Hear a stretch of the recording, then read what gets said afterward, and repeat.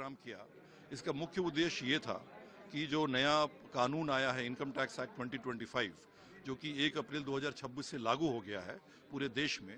उसके बारे में लोगों को जानकारी देनी थी कि उसमें नए प्रावधान क्या हैं, कैसे करदाताओं को उस पर फायदा होगा टैक्स भरने में और भी तो जो फॉर्म भरने में, और उस एक्ट में किस तरह से हम लोगों ने ये हमारा उद्देश्य था उसको सिंप्लीफाई करें, उसको सहज बनाएं। उस सहजता हम लोगों ने कैसे लाया और क्या क्या सहजता हम लोगों ने लाया है उसके बारे में लोगों को जानकारी देनी थी। सर क्यों इसकी नीड?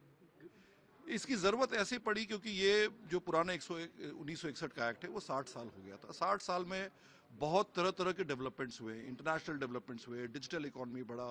हमारे तरह तरह के टैक्स इंसेंटिव्स हम लोग देख रहे हैं, तो बहुत से क्रॉस रेफरेंसिंग आ गए एक्ट में, बहुत से लिटिगेशन होते हैं ये प्रावधान पर वो प्रावधान पर। इन सभी चीज़ों को मद्देनज़र रखते हुआ कि हम लोग एक सिंपल एक्ट बनाए, एक सहज एक्ट बनाए, फ्लेवर वही है लेकिन सहजता के साथ बनाए, टेबल बनाए, टैबलर चार्ट बनाए, ताकि जो भी इस एक्ट को पढ़ रहे हैं, जो भी कानून को पढ़ रहे हैं, उनको आसानी से समझ में आ जाए, ताकि उनको ज़्यादा लोगों का दूसरे की मदद न लेनी पड़ी। ये एक उद्देश्य हमारा रहा है और इस उद्देश्य की तरफ ही हम लोग बढ़ना चाह रहे हैं।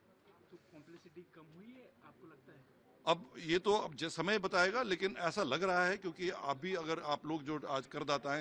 करदाता जो लोग हैं और जो सीए चार्टर्ड अकाउंटेंट्स हैं, वो जब एक्ट पढ़ रहे हैं तो उनको एक्ट बहुत सहज लग रहा है, और अब जैसे फॉर्म वगैरह आएगा, फॉर्म में भी वो सहजता दिखती जाएगी।